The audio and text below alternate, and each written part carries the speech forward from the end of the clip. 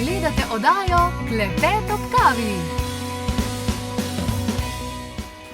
Ko sem se pred leti začela zanimati za tematike starševstva, nosečnosti, priprave dejansko in s tem tudi začela, sem začela malo brati knjige, malo poslušati take in drugačne stvari in pravzaprav me je presenetilo, da sem najbolj koristne, najbolj konkretne nasvete in največ razumevanja dejansko dobila s strani velikega medeka, ne medeka, čudovitega, krasnega moškega, ne, človek bi mislil, da bi to mogoče od kakšne ženske druge. To je Tadej Pretnar, ki je danes v naši družbi, lepo pozdravljen, dobrodošel. Ti mi je zdal medvedka. Ja, no, ja, tako sočutno, nežno naravo imaš, jaz te tak vidim, no. Danes bova govorila o otrocih, bova govorila dejansko o formiranju osebnosti, ampak mogoče za sam začetek, zdaj, ko ima otrok rojstni dan, takrat se dejansko že rodi, ampak že prej se v bistvu začnejo dogajati stvari, pa otrok neka dogajanja sprejema, pa se odziva na nje.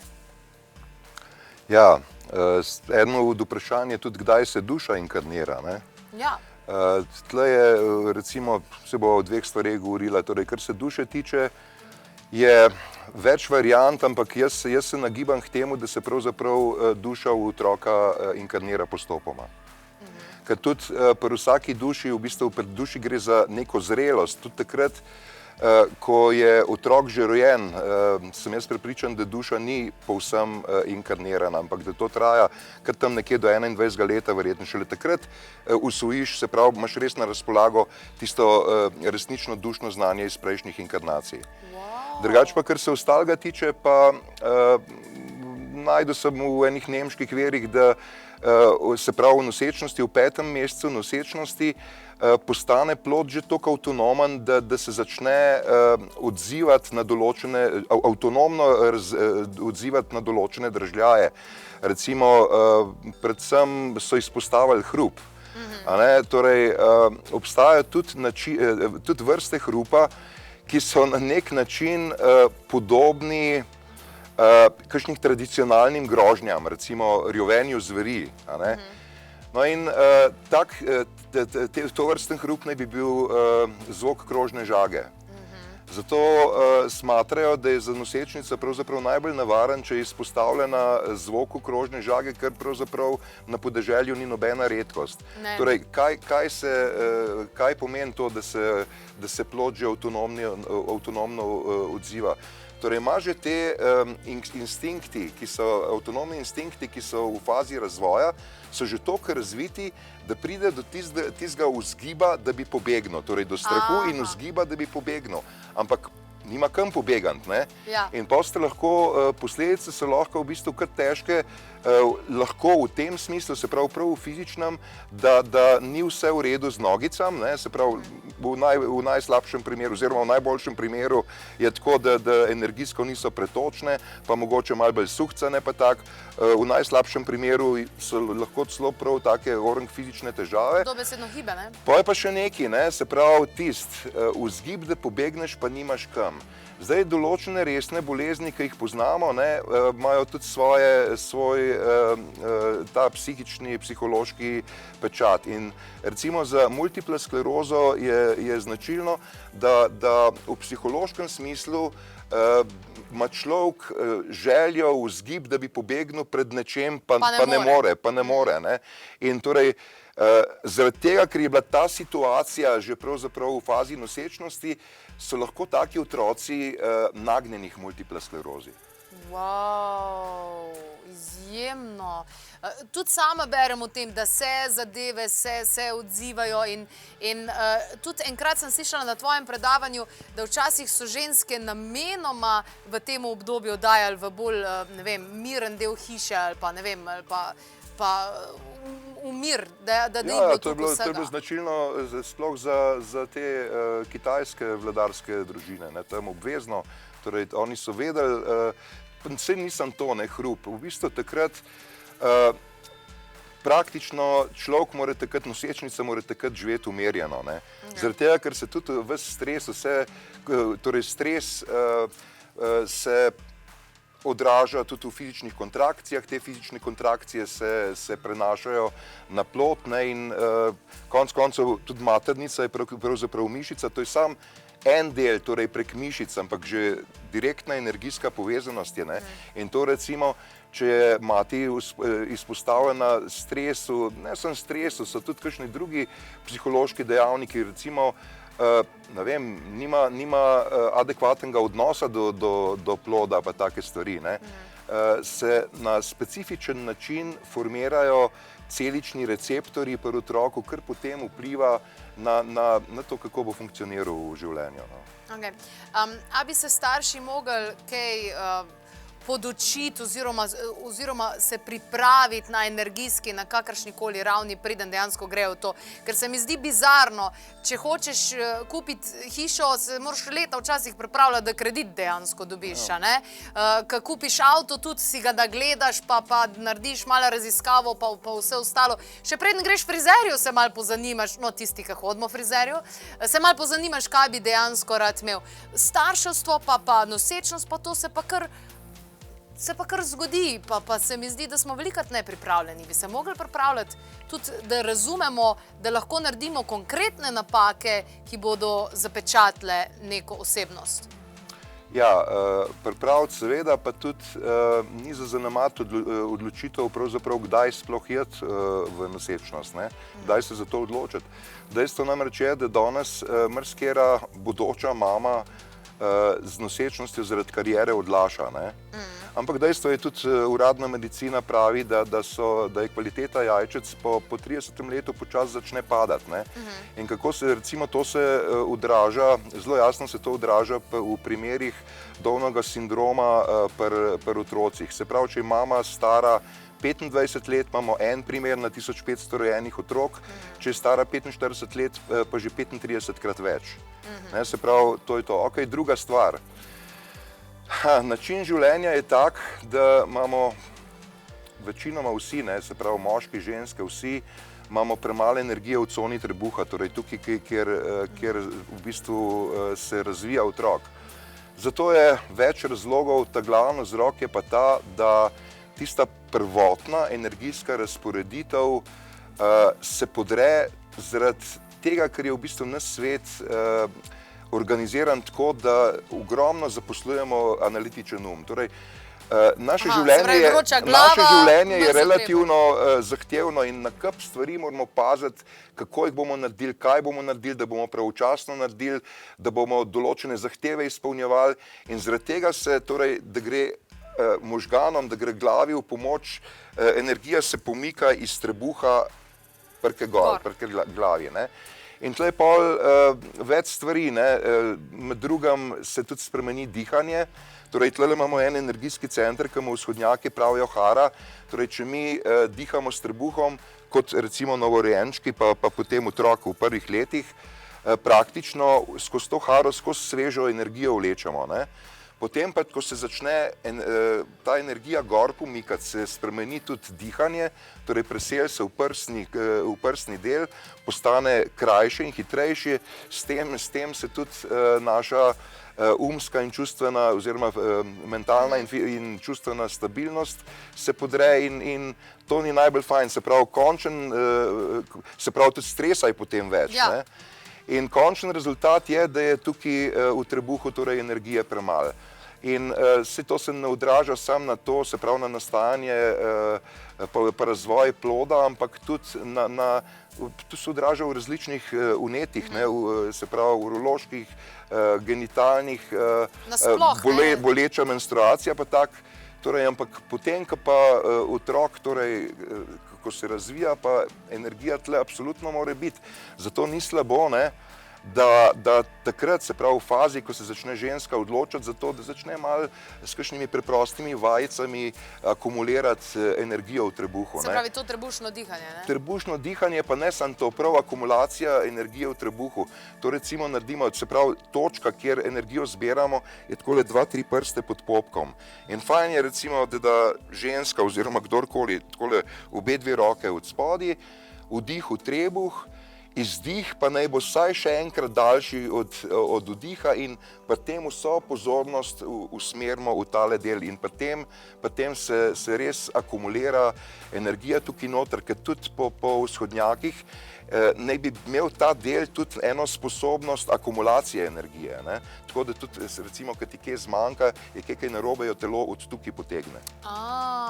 Okej. Tudi potem v nosečnosti naprej lahko to prakticiraš in potem po porodu.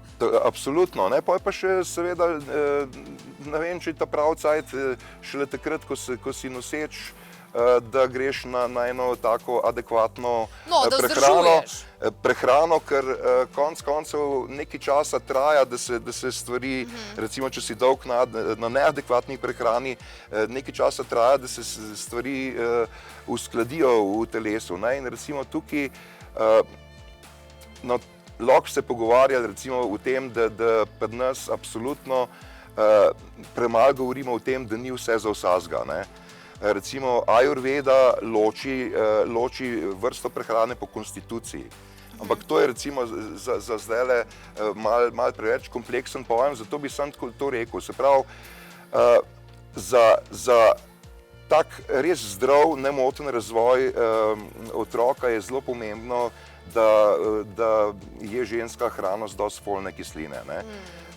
Folium pomeni list, ne, tako da že potem vemo, da folna kislina je veliko v tej listnati zelenavi, stročnice, polnozrnate stvari, pa tudi dosti v mleku, soji, mesu, s tem, da jaz trdim, da je soja pa mleko, da sta precej manj zdrava kot večina misel. Recimo, sem tole še, če dovoliš, kar se soje tiče, v rubriki Delo znanost, v Delu, ne, sem prebral en članek o enem možakarju, ki je v Avstraliji naredil, se pravi, začel je gojiti ptice, farmo ptic je naredil, in ker ga je zanimala čim bolj poceni prehrana, se je odločil za sojo. Torej, futro jih je izključno soje, ptiči so začeli pa umirati, ne, in kaj zdaj to, se mu je zdaj malo sumljiv, se je obrnil na par uradnih institucij, da bi naredili adekvatne raziskave, pa ga niso resni jemali, so se mu malo smajali, ne. No, pa je pa našel enega sponzorja, da je tako raziskavo o vplivu soje sam financiral in rezultat je bil, da je soja pravzaprav tudi za človeka praktično neužitna, razen naravno fermentirana. In tudi jaz po svojih izkušnjah ti povem, recimo, moje telo se soje enostavno upre. Nam povedal, na kak način. Ja, okej, super. Potem, ko se otrok rodi, že prej se možgani formirajo in vse te ostale zadeve take in drugačne, ampak joče in takrat pričakuje dejansko, da starši se odzovejo.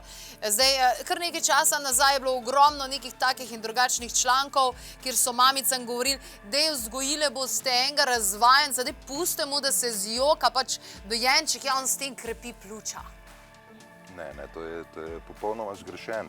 Torej, kdaj, se pravi, majhen otrok ima neke določene potrebe. In kdaj pravzaprav joka, kada te potrebe niso zadovoljene. In v začetka je to, kaj se pravi, okay, da je sit, da je previt. In dostikrat so kakšni problemi v zvezi s prebavo. Namreč porod je ena taka večplastna travma, v kateri otrok preide tudi na samostojen način dihanja in samostojen, se pravi, na drugačen način prehranjevanja. In dostikrat nima adekvatnih bakterij v sepne za predelavo. Sploh še ni dojen, ne? Ja, in mu dejansko iz tega naslova je lahko dostikrat joka. Ampak se pravi, ko joka, jok je pravzaprav eden od načinov, s katerimi otrok procesira neugodje. On nima res veliko kapaciteto procesiranja neugodja in s tem, da ga mama vzame v roko, da ga objame, se pravi, ampak mirna mama, ne živčna, ki jo skrbi, kaj je zdaj to. Dosti je samo, da ga vzame v roko, se pravi, stik s telesom, mirno diha, ne mu pomaga procesirati to neugodje in pri tem se mu bo krepilo eterično telo, imunski sistem, sploh na ta način se pravzaprav telo uči obrambe in nasploh, da kasnejše izzive, bom rekel, lažje obvlada. Če pa mi tega ne pustimo, se pravi, če ga pustimo, da joka, se pa dejansko torej blazno slabo to vpliva na eterično telo. Eterično telo, kako bi razložil nam, kaj je to eterično telo? Eterično telo je, dostikrat se sliši o auri, ne? Aura ima več plati, torej aura je nek energijski sloj, ki nas obdaja. In eterično telo je najnižja plast aure, ki tudi prežema fizično telo. V eteričnem telesu so recimo meridiani, ne? Meridiani, po katerih se pretaka energija. Ampak v eteričnem telesu so tudi, se pravi, je vsa inteligenca potrebna za te samoozdravitvene procese, za imunski sistem. Ok, se pravi, nam je vsekakor v interesu, da ima dobro eterično telo. Absolutno to. In tudi to, se pravi, ok, uranica recimo krepi eterično telo, ampak definitivno je pa to odvisno tudi od to, koliko imamo povezave z Zemljo, ampak ravno ta povezava z Zemljo se ustvarja, če ti nekdo, če otroku mama pomaga to sprocesirati. Drugače se pa tisti, se pravi, te nesprocesirana čustvena energija zastaja v njem in bo tudi kasneje v odraslosti bo imel zaradi tega težave. A se ti zdi, da dejansko na začetku, v prvih letih življenja se formira toliko osebnost, da se že takrat lahko vidi, v katero smer se bo človek razvil? Ali so torej za, ne vem, neke serijske morilce in vse ostale motene osebnosti krivi torej starši, ki so delali neke felerje v začetku razvoja tega otroka?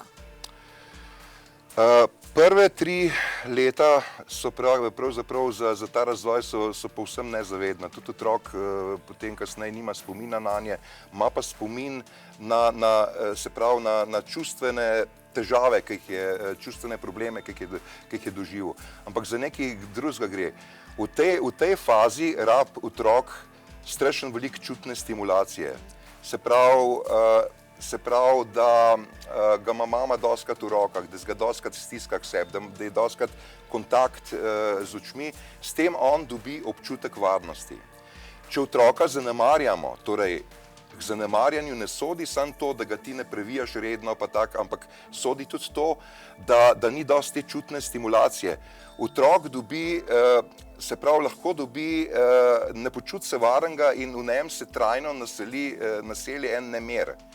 In ta nemir, na osnovi tega nemira pa on izgradi strategijo, nezavedno strategijo, kako bo ravnal kasneje tudi v odraslosti. In jaz bi rekel, da tudi zaradi tega, ker je tega premalo zdaj, se pravi te pozornosti, ki devajo otroke v jaslice, pa tako, je strašno veliko otrok, ki imajo ta bazični nemir in to se pol odraža konec koncev tudi v tem, da imaš blazno veliko nasilja, pa tako, se pravi, to se odraža ravno ta bazični nemir, se kasneje odraža ravno tako, da si ti lahko nasilen, da si ti lahko prestrašen, da imaš napade panike. Torej, da ne pride do bazičnega nemira, moramo... Zadosti čutne stimulacije mora biti. Se pravi, moramo poskrbeti za to, da se v prvih 3 letih otrok res varnega počuti. Se pravi, objemčkanje, ljubčkanje, absolutno, tudi kontakt z očmi. Ne pa tisti, da ga daš v sosedno sobo, pač, da se bo mirno, se bo ok. Se pravi, strašno veliko se je treba dejansko ukvarjati ta prve 3 leta. Odlično. Hvala za te informacije, ki si jih posredoval. Naj povem, da je Tadej pripravil zares odličen zapis, članek o prvih 3 letih otroštva in to je vsekakor nekaj, kar morajo prebrati vsi bodoči starši, vsi tisti, ki planirajo starševstvo in vsi tisti, ki so starši mogoče že postali. In če to želite, Tadej deli to z vami, vse te informacije, ki so torej bistvenega pomena, dobite, pošljemo vam ga na mail, na info@klepet@kavi.si, samo napišite, da bi to želeli imeti, vam pošljemo, zadeva je seveda brezplačna in spodbujamo vas, da širite naprej še med ostale prijatelje, da se te informacije čim bolj razširijo in da jih seveda tudi ne samo preberemo, ampak uporabimo v vsakdanjem življenju. Iz teorije v prakso.